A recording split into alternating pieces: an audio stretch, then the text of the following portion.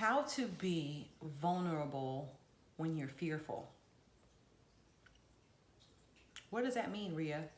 Well, what it means is that if you have a friend or a loved one or even a boss, somebody that's at work,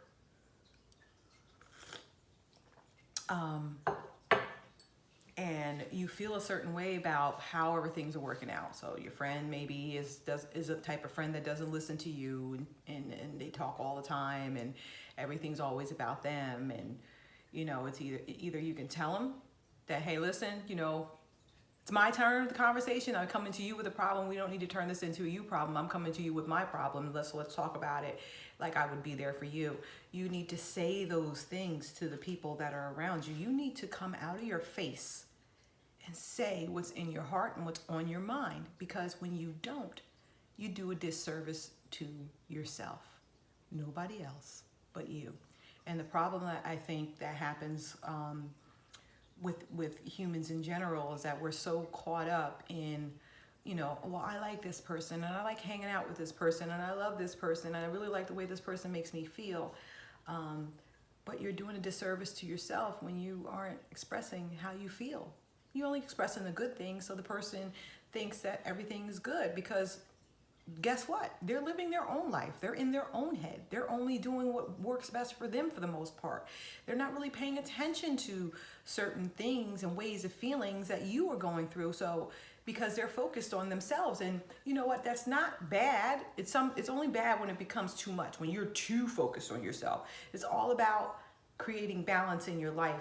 And back in the day, I would be the one who wouldn't say things that bothered me.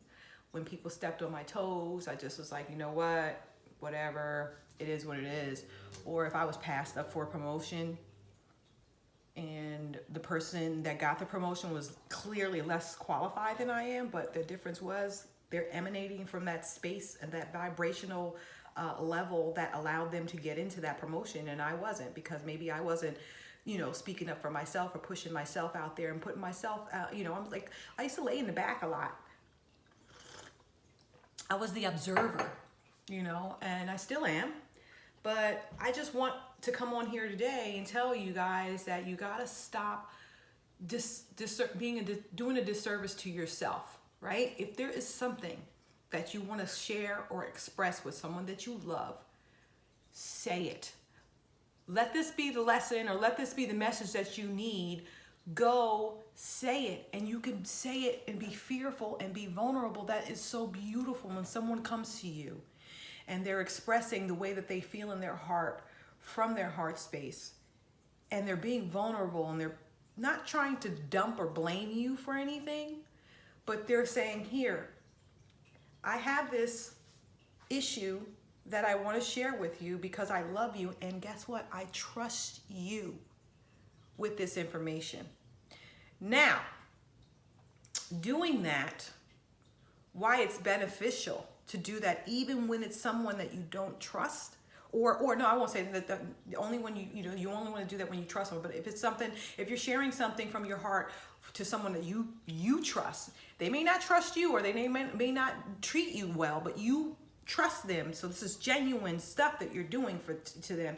You're expressing to them how they make you feel, whether it's good or bad, and you're telling them how to love you, right? Say, hey, listen, I don't like this, or I like this, or whatever. You're expressing that to them, and then they have the ability to go off and take what you've said to them, what you've presented to them, and then how they react based off of that will tell you everything you need to know about the relationship. So if it's someone who's listening and they take note, and along the way they make sure not to do those things to you, at least make an effort to try. If there's something that actually bothered you, you love those people. These are the people who care about you. But if you've expressed something to someone that you were scared to share because of fear of you might lose them, guess what? If you lose them, good for you. Like, seriously, do you really need to have someone in your life that doesn't take the vulnerable part of you, the fearful part of your love? And when you express it and you hand it over them to them and they don't take it with and treat it with care and love and integrity and respect, you don't fucking want them people in your life anyway. So boom, pow, be gone. That's what I'm saying. It's like being vulnerable and fearful in love is being, stepping into a world of being your own best friend, right? Because you're telling someone that you like somebody, or you're telling someone that you have a problem with it, and they're like, you know what? You have a problem with me? Fuck it. I don't want to be in your life anymore. And they leave. That's better for you, because you only want people around you that be like, you know what? I may not understand where you're coming from with this, but explain it to me again, and let's figure out how we can make this work, or how we can work together in this relationship to even things out. Because relationships, no matter if they're somebody that you love or somebody at work, or just relationships in general, always have conflict at some point. There's going to be a point where you have a conflict. And I have a best friend who I've been friends with for many years. But guess what? We've had conflicts, but our conflicts are like this, but it's still a conflict. Like one day she told me, I was like, bitch, and how some people don't get offended. It was just, when you say that word, and she was like, I'm not gonna be too many more of your bitches.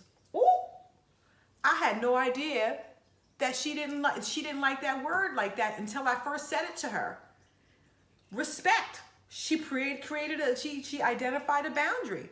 So from that point on, I couldn't even get mad at her. I wasn't even mad. Like, what am I get mad at her for? I couldn't get mad at that because it was her boundary. So she identified that with me, and I respected her with that. And I don't say those words. I don't say that to her in the jokingly manner, unless of course she says it to me, because from time to time she has. But for the most part, I'm conscious about not using that word even as a joke with her.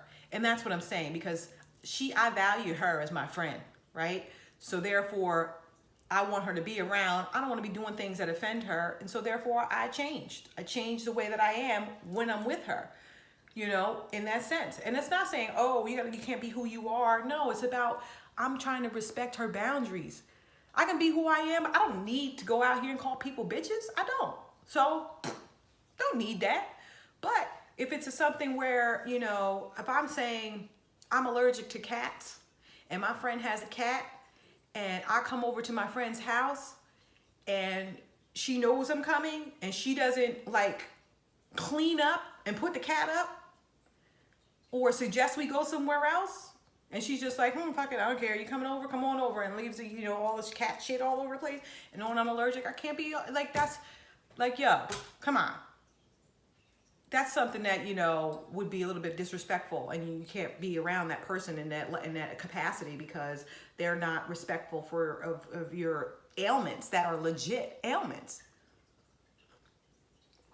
So I want you guys to go out there in your lives, day-to-day basis, and try to figure out where can you be more authentic in your relationships? Where can you be more who you are, despite the fact that you may lose someone's friendship or relationship, and just have faith in the fact that if you do lose that person because of expressing who you are and how you really feel, then they weren't meant to be in your life, and that is okay. You don't have to go out and be like, fuck them, fuck her, I don't need to be bothered with her anymore. No, just, it is what it is.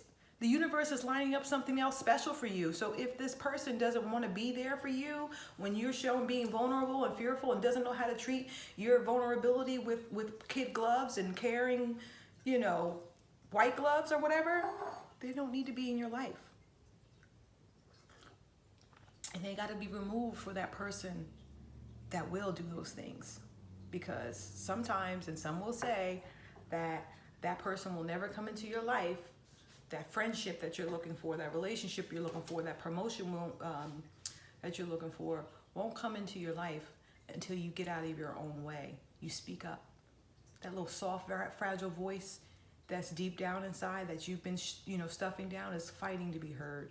That's why you keep attracting those types of relationships that require you to step outside of your comfort zone, because you haven't done it yet, and you need to in order to grow to the next level. So, have faith and courage to be your true, beautiful, authentic self. With lots of love and light, have a blessed Saturday.